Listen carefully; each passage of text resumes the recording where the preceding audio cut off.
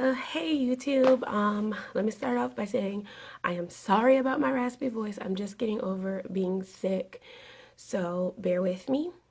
And I have not posted a video like at all for the whole month of December because holiday travel was crazy. Holiday travel was on a whole nother level of crazy, and plus I had a lot of other stuff going on, and I ended up working on Christmas, so that took a lot out of me.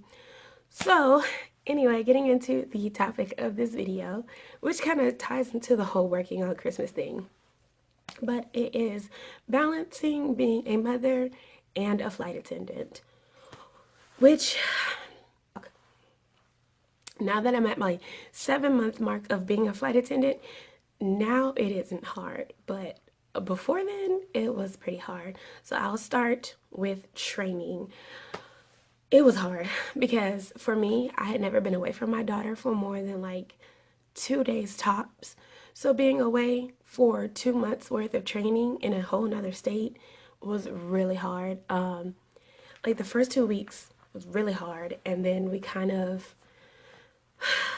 we just did what we could. We made a lot more phone calls. We Skyped a lot more. So we just did what we needed to do, and it worked out. She understood, and I'm just happy that I have a daughter who understands what mom is trying to do. So yeah, that was really hard. And then I ended up missing the first day of second grade, which also like just tore me down so bad. Like I don't even understand how like some parents are not involved in their children's life, and because that hurt me to the core. But anyway, that's a whole different thing, talking about that. So, let's see. So that's that. Just be sure like you have that mindset that you're going to be away for 2 months. It seems like it's not much, but I don't know. For me, it was a lot to deal with. So, moving to the reserve aspect of being a parent. When you're on reserve, you don't know when you're coming or going.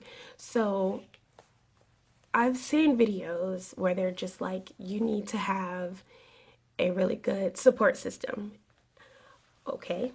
Well, when you say that, I agree with it 100%, but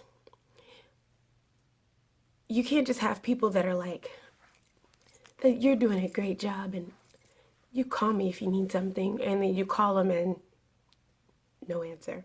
You can't have people like that in your life. You got to have people who are going to be there for you like that.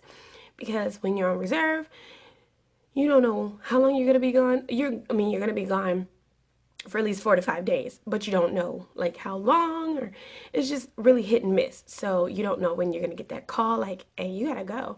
So you just have to have people that's going to be there for you, like I got you in the clutch type of people.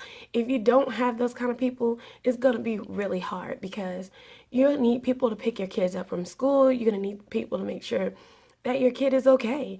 And you don't trust your kids with just anybody. So you just have to make sure that you have a really, really good support system when it comes to that. Just at least have like maybe 5 people on your team that's really going to be there for you at least. So now that I have a line, well, I've had a line for a while, but anyway, it makes it easier because you know your entire schedule for the whole month. So you can kind of plan, when your kid is going to be with someone else. I say kid, I should say child, but you can kind of plan those things out with, the people that's going to help you out. And with that also being said, you can plan for your child to come with you on an overnight if there's, availability as far as the space on the aircraft and stuff. So you can kind of do a lot of things with that. So going back into me working in December, something happened with the whole scheduling thing, and I lost my line and I was back on reserve, which put me working on Christmas, which was one of the hardest things I had to do. And what was crazy was I was on ready reserve and I didn't even go anywhere. So I spent Christmas morning and a little bit of the afternoon just sitting in the airport, waiting to get a phone call to be like, hey, you gotta go somewhere. I'm happy that I didn't have to go anywhere and I got to spend the rest of Christmas with my daughter. But because of the fact that I didn't know what was really gonna happen on Christmas, we had to do Christmas early. So we did Christmas on the 22nd and on the, no, we did Christmas on the 23rd and the 24th. And it was a big decision for her to make. I asked her, what did she want to do? Did she want to wait till I come back after Christmas, or how did she want to do it? So thankfully, I have a very mature child, so that was kind of easy. It all worked out. Like, it just all worked out. But yeah, that's the only thing, honestly, that I would say is really tough. Um, Doing the training, being on reserve, and holidays, and important things. Like if your kid has like an event at school or something and you really want to be there, that's why I would make sure that I don't want to say work the system, but you know how to really manage your schedule. Once you get that line, make sure you can manage your schedule, especially because you know what you're going to have for the month, and you can, take off here, pull this here, just kind of like make sure you work with your schedule because that is going to help you so much. So, like January, my schedule is beautiful. I absolutely love my schedule. And I have a 30-hour coming up that I'm actually able to take her on. So, I'm probably going to be doing a video about that too. But yeah, it's tough, but it's worth it. And another thing that I would suggest for if you're thinking about becoming a flight attendant and you are a parent, I would definitely make a pros and cons list because you have to like the pros outweigh the cons for me personally, but you do have to kind of, be real about it. Even though it's something that you might want to do, when it comes to children, you do have to kind of put what you want, kind of pump the brakes on it a little bit sometimes.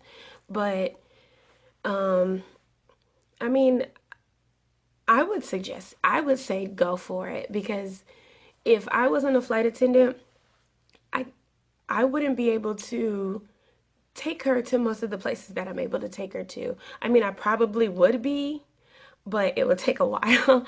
So there's always going to be like the pros and the cons when it comes to this whole thing. But like I said, you just have to be strong about it. Um, Sit down and have a conversation with your kids, even if they're a little bit younger. Just talk to them, let them know, mommy or daddy's gonna be gone for a little bit. We're gonna call, we're gonna do this. You just have to make sure that you're still very highly involved because it could be very tiring. Like, you can have a 12-hour day or however many hours, and all you want to do is just crash in your hotel and just go to sleep.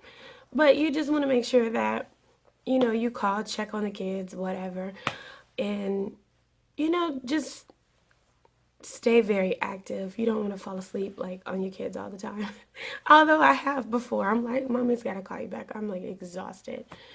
Um, but yeah, you just have to have a very strong mindset. Because sometimes, like, I literally want to cry on the plane. Like if sometimes you just end up missing your child and you're just like, I just really want to be home right now because I just miss like goofy, fun smiles and stuff.